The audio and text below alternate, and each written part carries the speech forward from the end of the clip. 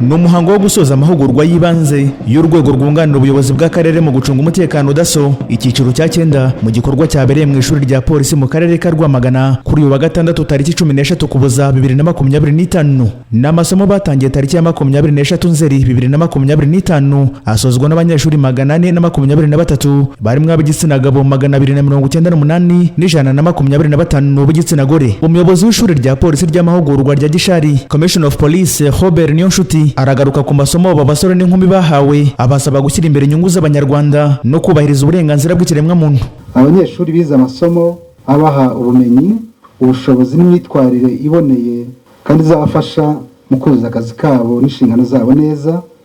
Muri aya masomo twavuga hari inshingano n'imiterere n'imikorere y'urwego rwa DASSO, indangagaciro n'imyitwarire iranga umudaso, gukoresha imbaraga no kubahiriza uburenganzira bwa muntu, gukoresha imbunda kugira ngo hari ibyo batweretsemo bike, imikino njyarugamba cyangwa se martial art nayo batweretseho bike. Hari amasomo abatoza imyitwarire n'akarasisi nacyo bamaze kutwereka, ubutabazi bw'ibanze, inyigisho zibanze kurinda no kubungabunga ahakorewe icyaha ndetse no gucunga umutekano ahateraniye abantu benshi. Hari imikorere ya DASSO n'abaturage ndetse n'inzego cyane cyane zo zishinzwe umutekano, hari kurwanya ibiza, hari gutanga serivisi nziza, uburere mboneragihugu n'ayandi. Kuri bamwe mu basoje aya mahugurwa, uburenganzira bwo kwinjira mu rwego rucunga umutekano n'inzozi zibaye impamo, bariteguye byuzuye ngo binjire mu ngamba bashyire mu bikorwa ibyo bahuguwemo. Ubu ngubu ndishimye kuba inzozi zanjye zibaye impamo, kuba ngiye gukorera urwego nka DASSO rucunga umutekano, ko nakuze nkunda gucunga umutekano, nkunda umutekano. Njyewe uko nimva kano kanya nakuze nkunda force, nkunda inzego z'umutekano, nkumva inzozi zanjye mu gukora kwanjye niga ndi umunyeshuri, kuba nafatanya n'inzego zicunga umutekano nanjye nkabigiramo uruhare, by'umwihariko nkaba umudaso. Kurinda umutekano w'abaturage n'ibyo batunze, kurwanya ubuzererezi mu bana no kubarinda imirimo ivunanye bagasubizwa mu mashuri, kurwanya imitangire mibi ya serivisi,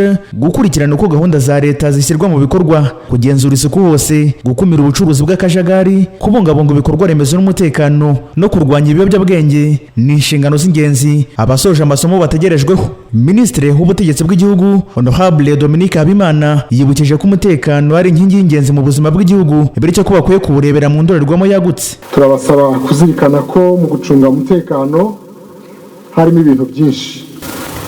Ntabwo umutekano hari umuntu warwanye n'undi bagakomeretsanya gusa, ahubwo mujye mureba umutekano mu buryo bwagutse, harimo ibishobora byose kubangamira imibereho myiza y'abaturage.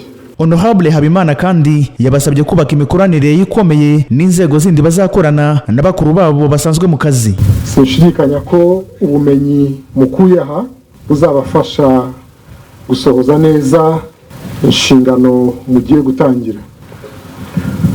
Bagenzi banyu bari mu turere, akazi mugiye gutangira bakamaze n'igihe, mugende mufatanye nabo kandi muzafatanye n'abaturage kwicungira umutekano, mubafashe uko bikenewe kandi mubahiriza amategeko agenga umurimo wanyu muwukora kinyamwuga. Aba 423 baturutse mu turere 13 hari natwo bagiye koherezwamo, ari two Bugesera, Gakenke, Gatsibo, Gicumbi, Kamonyi, Kayonza, Muhanga, Musanze, Ngoma, Nyamagabe, Nyagatare, Rulindo na Huye. Polisi y'u Rwanda ikaba ari yafashije mu kububakira ubushobozi.